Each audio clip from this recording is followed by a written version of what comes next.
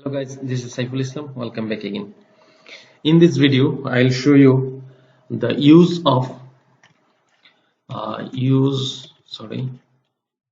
use of post increment and pre-increment. Okay, increment. Okay.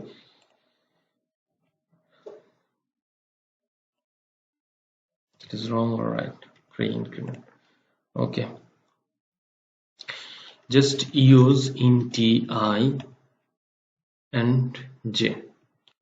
Okay, if I use I equal to 1, if I print I equal to percent d and I, then it will I equal to must be 1, right? I equal to must be 1, just commenting. Okay, just click on just 1, right? Okay, if I use here plus plus, it's called post increment. Okay, post increment. Now what is the value? Now I is contain only 1. Okay, I is contain only 1. See, I is 1. If I use here I plus plus and if I delete this thing, then I equal to 2. You got my point? If I use plus plus before print, then it will increment. Increase, yes. Now I equal to 2. If also I use plus plus, still now it's 2. Say it's 2. Okay. If I use some value j equal to also 1, see what happened. It should be in j. Okay. Now j equal to, it should be 2 if I use plus plus. It's called pre-increment. Okay, now let's see what happened.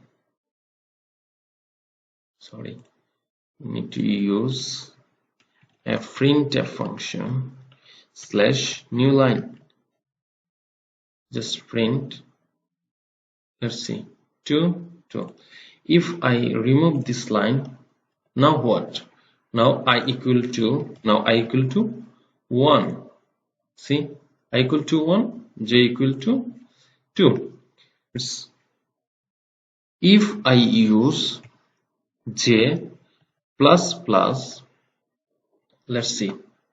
Now j equal to 3, because j equal to 1, when it's coming here, it's going it's increase 1. Now 1 plus 1 2. When it's going here, and it also increasing 1, right? It's that means I plus plus and j plus plus means that means j plus 1. It's going to increase 1. Okay, it's always increase 1. So now j equal to 1 2 and now 3. Okay, now it will be 3. Let's see. Yes, it's 3.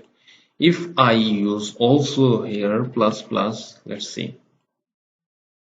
No, it's not possible, because you can use at a time one increment, post increment or pre increment.